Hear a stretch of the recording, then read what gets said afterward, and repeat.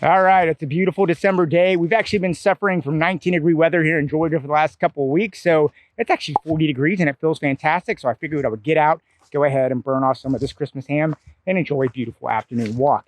And what I wanted to talk to you today about was actually the red Komodo. And more importantly, the red Komodo as a long-term user's perspective of someone that's had it now for about 6 months. I've been using Canons since the Canon D30 back in 2000. So it's a system I am very, very comfortable with and really do love the Canon system for all their quirks and idiosyncrasies.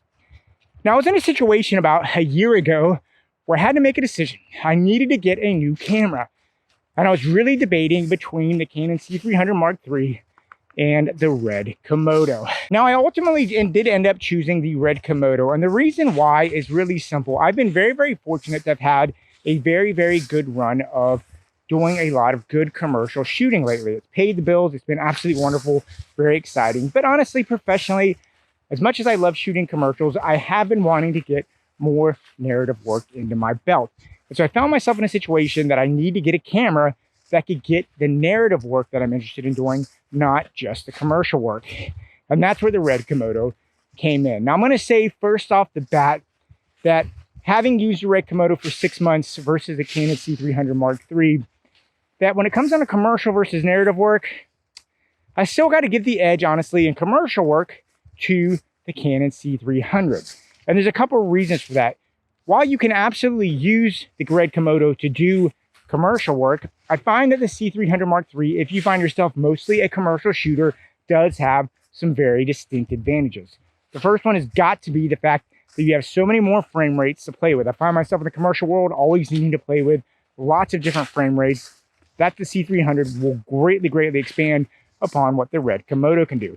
The other thing is the C300 Mark III is just, in my opinion, the commercial world is so fast. There's so much you got to do. The C300, you can play with it so fast out of a box. It's so much more modular. It's so much more intuitive to control that I do think when you need a speed situation, the C300 Mark III is a better run and gun, fast camera that can give you absolutely beautiful results. The C300 also has internal NDs, which the red Komodo does not have, which is one of those things that aids in the times. And really, the other thing that I think is just absolutely critical if you're doing a lot of commercial work is the Canon C300 does have good, reliable autofocus, which red Komodo doesn't have. And that is a big drawback to the red Komodo as well.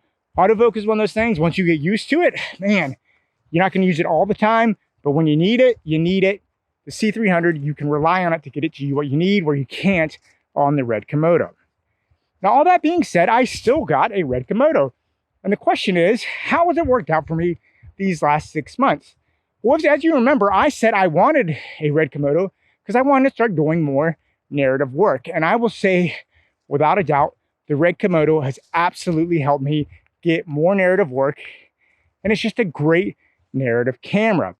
And the first place that I saw this was when I started talking to directors about my camera gear. And let's be honest, guys, the reality is, if you're shooting independent films, a lot of times they're working on tight budgets. And you'll find yourself in a lot of productions, they want to find people to bring cameras to set that they already own. They want DPs that are comfortable with their systems, and they're trying to save money and cut corners. So what happened is when I started talking to all these directors that I know, they were not interested at all in me shooting on a C300 Mark III, but they are really interested in shooting on that red camera. And so what happened is immediately once I got my red, I let everybody know I got it, I started getting calls for narrative work.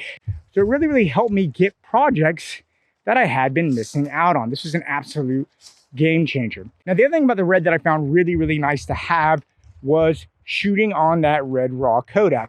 And what I found is the red RAW codec versus the Canon RAW was so much more powerful, flexible, easier to use, easier on my computer.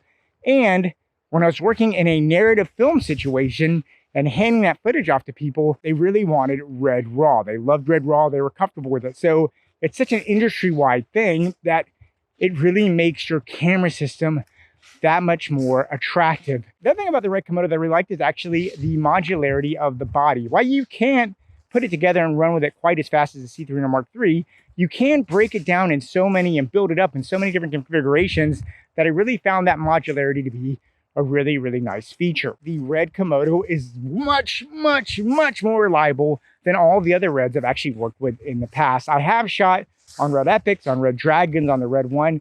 One of the things that used to drive me crazy about reds is I always had to deal with some weird quirk on them at some point. I can say now after shooting on a red for 6 months, it's a very, very reliable camera. I mean, it basically never stops on me. It goes and goes, and I haven't had any issues with it.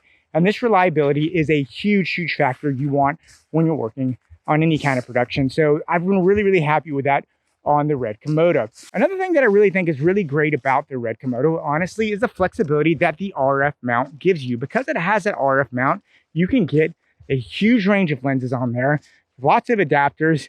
And I personally love having the Canon .071 extender on there because that gives me almost a full frame look on a Super 35 sensor. That's actually something I can't do on the Canon C300 Mark III. So having that flexibility to get that close to full frame look on a Super 35 sensor is really, really, honestly, it's a fantastic feature. And I wish the Canon C300 had it, and it doesn't. Makes the red Komodo really, really appealing to me for narrative work for those purposes.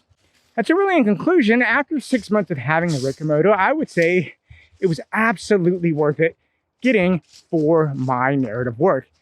It has gotten me on projects that I don't think I would have been on if I didn't have it. And that was the whole purpose of getting it. I wanted to shoot more narrative film. And in 1 6-month period, I've already gotten enough projects and was paid for those projects that essentially the body of the camera was paid for just on the projects that I've worked in the 6-month period. So yeah, it was an absolute worthy investment. And it's been very, very artistically satisfying and enjoyable. So that's basically my perspective here as a long-term Canon shooter who has now been shooting on the red Komodo for about 6 months. Absolutely worth it. I really, really enjoyed the process. And that being said, though, I'm still really excited to see what Canon releases with the C300 Mark IV. I guess we'll hold our breath and wait on to that. So anyway, guys, I'd love to hear what you have to say about this. Please leave any notes or comments down below. And yeah, go out there, keep on shooting, and yeah, talk to you soon.